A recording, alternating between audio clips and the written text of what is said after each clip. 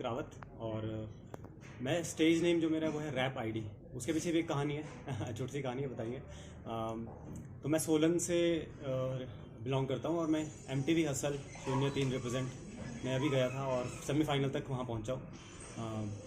वहाँ से वापस आया तो हमारा एक प्लान था कि एक सोलन में और नॉट जस्ट सोलन में, हिमाचल में बेसिकली अपना जो लोकल ऑडियंस है उन तक ये चीज़ पहुँचाए कि एक नेशनल टीवी पे का एक्सपीरियंस क्या है, ताकि जो भी अपने और आर्टिस्ट हैं जो काम स्टार्ट कर रहे हैं या फिर ये चीज़ जीना चाहते हो, देखना चाहते हैं यहाँ तक जाना, उनके लिए भी एक एक्सपीरियंस हो और वो देखें कि क्या चीज़ें कर सकते हैं, इस तरह से आ सकते हैं। पिछले कितने लंबे अरसे से आप जो है बॉलीवुड में थे या बॉम्बे में थे? सर बॉलीवुड में नहीं, बॉम्बे में मैं अभी जस्ट कुछ महीने पहले गया हूँ। उससे पहले मैं हिमाचल में ही रहा हूँ ज़्यादातर, मोस्ट ऑफ द टाइम मैं हिमाचल में रहा हूँ। हिमाचल के अलावा गुजरात में कुछ टाइम स्पेंड किया है, बिकॉज मैं साथ साथ जॉब भी करता था। उसके बाद में जब बॉम्बे गया तो अभी पिछले 4 महीने से वहाँ पे हूँ, क्योंकि MTV हसल का ऑडिशन स्टार्ट हुआ था अराउंड सितंबर में। तो सितंबर के बाद से अगस्त में वहाँ हमको बुलाया गया था और उसके बाद से कंटिन्यूस वहीं पे था। तो पूरे 4 महीने बाद यहाँ घर वापसी हुई है, तो सबसे पहले तो पहाड़ देख के बहुत खुशी हो रही है। जो आपका ये रैप लिखने के पीछे का मकसद क्या रहा है? सर मैं बचपन से आर्ट से बहुत जुड़ा रहा हूँ, वो किसी भी फॉर्म में हो बेशक। तो जब मैंने रैप फर्स्ट टाइम सुना था तो मुझे एक चीज़ रियलाइज हुई कि रैप एक ऐसा आर्ट फॉर्म है जहाँ पे आप अपनी बातें विदाउट फिल्टर बोल सकते हो, और वो बातें सोसाइटी की बातें भी होती है, बहुत ऐसी बातें जो आगे नहीं जाती। तो बेसिकली एक अनसुनी अनकही कहानियाँ जो है लोगों की, वो रिप्रेजेंट करने का मौका मिलता है रैप में। और मेरी बहुत सारी ऐसी बातें थी जो शायद अनकही रह गई, तो अगर रैप मेरी लाइफ में नहीं होता तो मैं वो बातें नहीं पहुंचा पाता आगे। तो इसलिए ये मेरे लिए एक्चुअल में रैप ने मेरे को एक अलग वॉइस दी है, तो इसलिए मैं रैप में घुसा और जब एक्सप्लोर किया ये आर्ट फॉर्म तो बहुत ही मतलब कनेक्ट हुआ इस चीज़ से। दैट्स वाई इसको मैं आगे बढ़ाया और अभी कर रहे हैं।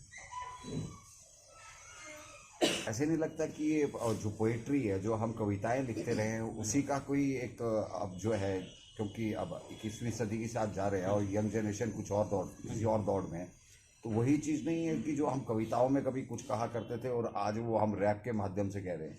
बिल्कुल सर, बिल्कुल। इवन रैप की फुल फॉर्म जो बोलते हैं वो यही बोल जाती है, रिदम एंड पोइट्री। तो पोइट्री है एक रिदम के साथ, एक ताल के साथ उसको जोड़ के जब बोला जाता है तो वो है। बट जो रैप का जो इनिशियल फेज था, जब स्टार्ट हुआ था, वो हुआ था कि जब सोसाइटी पे एक certain group of people, black people के अगेंस्ट जो बहुत सारी चीज़ें होती थी, ऑपरेशन जो भी होते थे, तो वो उसको उन्होंने अपनी सोसाइटी को रिप्रेजेंट करने के लिए ये चीज़ लाई कि हम अपनी आवाज़ उठाएं बेसिकली उस चीज़ को। और वहाँ से ये चीज़ हुई और एवोल्यूशन के साथ इतना ग्रो हो चुका है कि अब ये एक, अगर आपको पता होगा, ये वर्ल्ड का सबसे फेमस जॉनरा बन चुका है जो कि है हिप हॉप। तो इसी वजह से, क्योंकि मे बी ये ज़्यादा कनेक्टेड है सोसाइटी से, everyone can relate to it, इस वजह से यस। और वो पोइट्री से जुड़ा हुआ डेफिनेटली है। और हम इंडिया की बात करते हैं, अगर हम देसी हिप हॉप से रिप्रेजेंट करते हैं इस चीज़ को, हम देसी की जब बात करते हैं तो देसी टच उसमें आना ज़रूरी है। तो हमारी हिंदी वो कैब, हमारी हिंदी बातें बेसिकली जो हम लोग आपस में बातें करते हैं, वो बातें उनमें जुड़ना बहुत ज़रूरी होती है। इसलिए ये पोइट्री और रिदम को जोड़ के एक देसी टच ला के जो हम करते हैं, वो एक देसी हिप हॉप बेसिकली। इसकी शुरुआत आपकी कैसे हुई और वहाँ तक, उस मंच तक आप कैसे पहुँचे? सर मेरे साथ कोर भाई है जो कि हमारे से बहुत पहले से म्यूज़िक कर रहे हैं हिमाचल में। मुझे भी याद है कि मैं स्कूल से वापस घर जाता था तो इनका बैंड होता था, उनका एक जैम रूम था, वो मेरे को ऊपर से आवाज़ें आती थी कुछ, मेरे को ये नहीं पता कि ऊपर म्यूज़िक चल रहा है, कोई डांस कर रहा है, क्या हो रहा है, बस आवाज़ें आती थी और मैं वहाँ बैठ जाता था सुनने के लिए कि कुछ तो हो रहा है, कुछ अच्छा हो रहा है।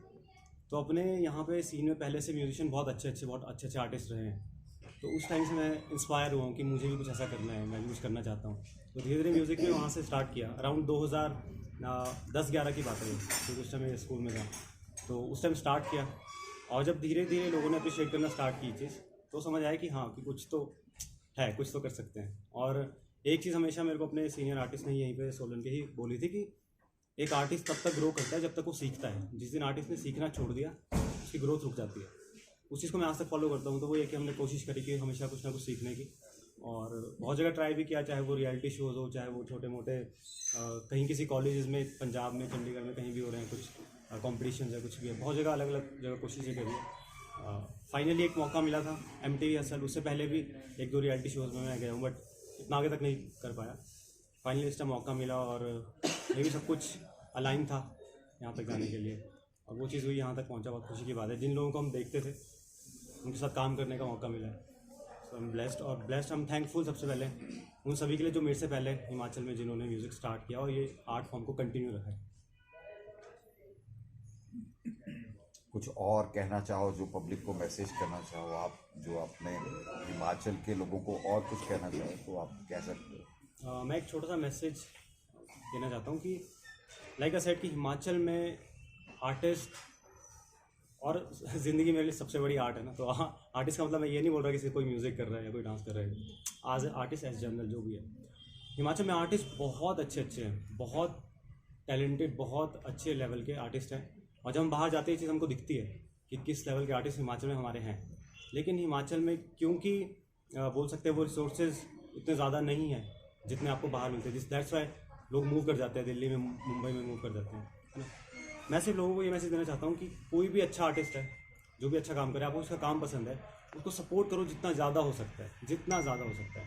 हम लोग, हमारा छोटा सा क्रू है, हम आपस में काम करते हैं। बट मैं आपको एक्चुअल बता रहा हूँ, मैं मुंबई जब गया था अभी, हम सिर्फ 3-4 लोग हैं जो साथ में मिलकर काम करते हैं। बट जब मैं मुंबई गया तो उन लोगों ने, नॉट जस्ट मेरा, उन्होंने इन लोगों का काम देखा था। मतलब हमारी वीडियो बनाते हैं, उन्होंने इन लोगों को अप्रिशिएट किया अलग से कि तुम्हारा जो क्रू है वो ऐसी वीडियो बना रहा है। तो मैं वही चाहता हूँ कि हिमाचल में जो भी है आर्टिस्ट अच्छा काम करे, उनको प्लीज़ सपोर्ट करो, फेवरेट है, ताकि हम लोग आगे जाएँ और एक कम्युनिटी बिल्ड हो सके अच्छा, और हम हिमाचल का नाम वहाँ तक ले जाएँ।